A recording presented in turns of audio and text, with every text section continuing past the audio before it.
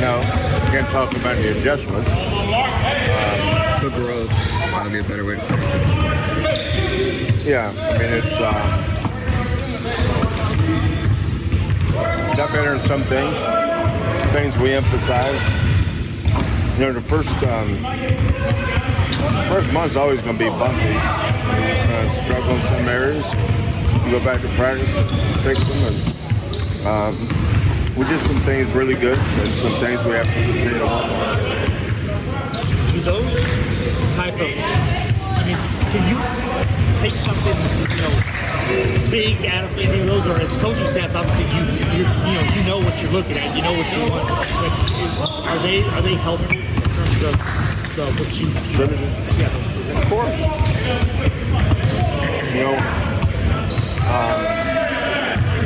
There's sometimes, there's some really good NAI schools. Louisville just lost to Lenore Ryan.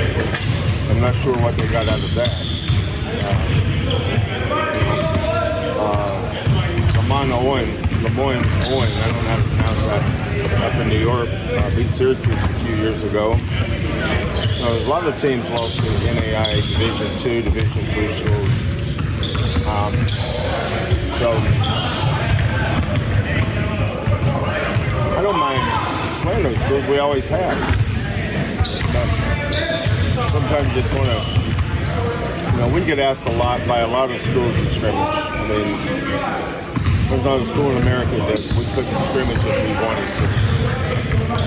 So we just pick and choose the ones we think have something that we need to work against.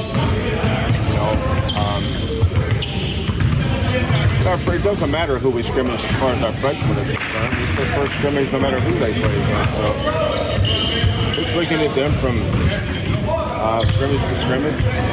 We have some guys really improved. You have some guys that have stuff they just got to continue to work on.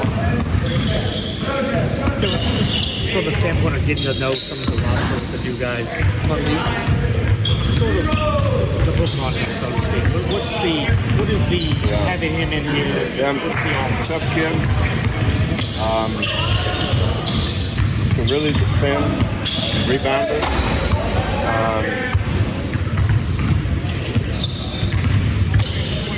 Great teammate, easy kid to coach, fun to be around. And something like Darius. Same thing. I love Darius. Usually we're only going to play 9 guys. Not 10, not 11, not 12. We don't have 13. Well, Ryan Elvis, we have one scholarship that's not guaranteed. Villanova played 6. If they had 7 or 8 or 9, they wouldn't have played them. That's their style of play. They played 6 guys. Last year we played, how many did we play? We played 4 guards, and we played 4 post guys, right? With 3.5 post guys, so 7 or 8. That's all you need. Just because you got a bunch of guys don't mean they're all going to play. Yeah, I'm not going to sit the bench and worry about, so-and-so hadn't played, why aren't we playing him? And I'm not going to play Socrates or Aristotle and say, well, so-and-so played bad today, we should have played somebody else. That's the Billy Diddy up there.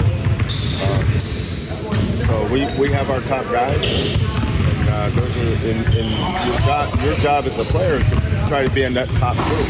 If you're not in that top group, then your job is to be the best teammate you can be. If you're in a situation last year where you had for the whole year, does that sort of, and Ramon plays, does that sort of speed up Ramon the process? wouldn't have played. What exactly what I'm saying, does it speed up the fact that he did play? Yeah. Speeds up. It helped him tremendously. And that's probably why he's a little bit ahead of Terrence last year. Terrence played last year, and Ramon had been in high school, and Terrence would be ahead of Ramon. Well, Ramon knows exactly what we want and how we want to do it. Terrence will come along. We're not in our season isn't going to end November 7th. We're going to still play 36 games. So as the season goes along, they just kind of work and get better. And when they earn their playing time, they'll be out. That time with the team, do you see it with Emmanuel? How he was able, even though he was, battling, coming back, rehabbing. Do you see that effect of him? Yeah, the thing that's hurt Emmanuel all through camp, he's just been fighting injuries. He's just like he's got a calf strain. He didn't play the other day. He sprained his thumb, and they actually went and MRI'd it to make sure it wasn't broke. So he was out with a thumb. Then when he comes back this week, he sprains his calf. So he's been snaked a little bit with injuries. So he's the one probably on the outside looking in strictly because of his injuries right now. Kelvin, a guy like Jamal Mark has been here a few. I can't hear you. A guy like Jamal Mark has been here a few seasons. What have you seen from him this year, just in terms of a leadership standpoint, especially? I don't expect leadership from him. Our leader's Jamal. You don't need 5 leaders. You have a leader. You don't have 2 leaders, 3 leaders, 4 leaders, 5 leaders. Our leader is Jamal and Marcus. We don't need another leader. What about in terms of the growth you've seen from him on the court? I can't hear you. What about what you've seen from him in terms of growth on the court? Jamal? Yes. Well, just remember now, Jamal's only played basically 1 semester. He's a long way from hitting his ceiling. His freshman year, first semester, he was trying to figure some things out. Second semester, he came into his own when Caleb transferred. So he really wasn't a factor much his first semester. He got some minutes here or there. But then he started really getting better. Then he didn't do anything for 7 months. So he's starting over again. So when the season starts on November 7th, it's not the same command you're going to see as the one you'll see on January 7th, for instance. So I think he'll be a guy that just, the more he plays, the better he'll get because he just doesn't have the game experience that he needs to get his confidence going. I tell our kids all the time, another man doesn't take your confidence away, another man doesn't give you confidence. Get your confidence through your preparation. What other people say to me or how they treat me, that doesn't have anything to do with how I feel about myself. If you work hard at what you do, that's where your toughness comes in and your confidence comes in. Remember, Chris Harris was a really bad free throw shooter, somewhere between Shaq and Drummond. And then all of a sudden he came in here with Galen Robinson shooting 100 plus free throws every night. And all of a sudden he started getting some confidence and his free throw shooting percentage started going way up. Got up over 50, got up over 60, and Chris got to where he thought he could make them. But nobody gave him that confidence.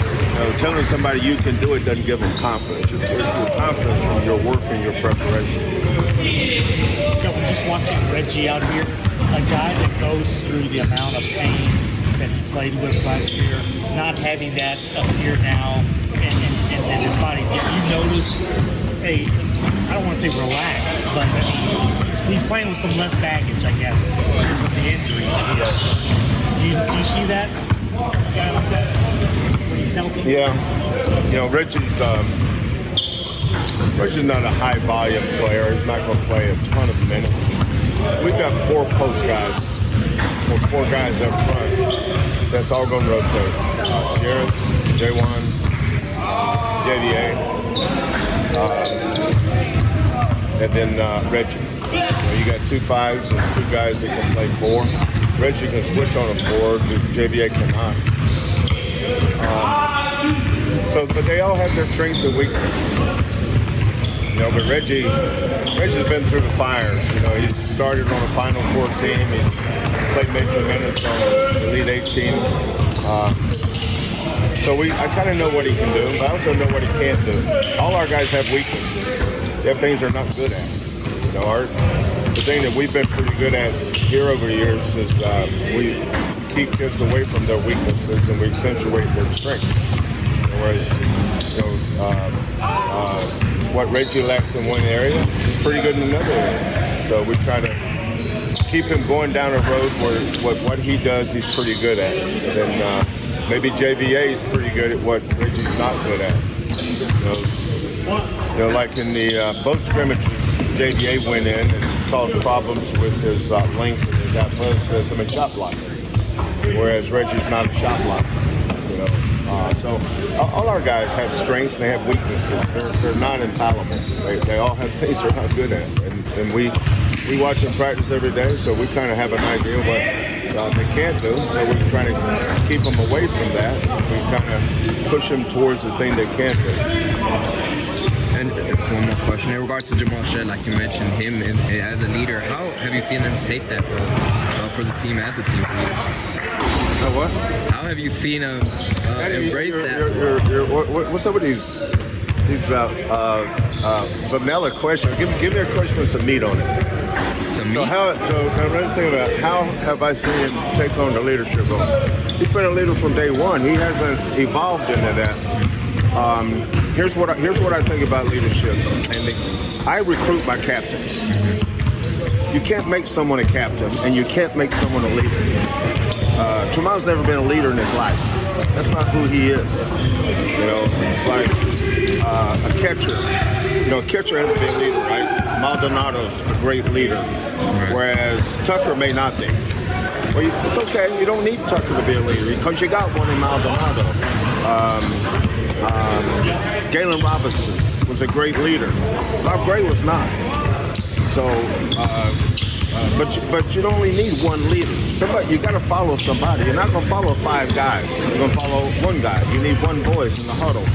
When a quarterback comes in the huddle, he's got to exude confidence, right? He's got to own the huddle. Well, that's how he exudes leadership. Jamal exudes leadership by being who he is. When I recruited Galen Robinson, I said that kid is going to be a captain for us one day. When I recruited Dejan, I said Dejan's got captain abilities because he's a natural leader. I don't turn guys into leaders. I don't know how to make someone a leader. And neither do they. You either have it or you don't. When I watched Jamal play for Drive Nation in the summer, I said kid's a leader. When I watched Tremont play in the summer, I said he's a good player. So everybody has a role on our team. There's some that lead and some that follow. But it's like coaches.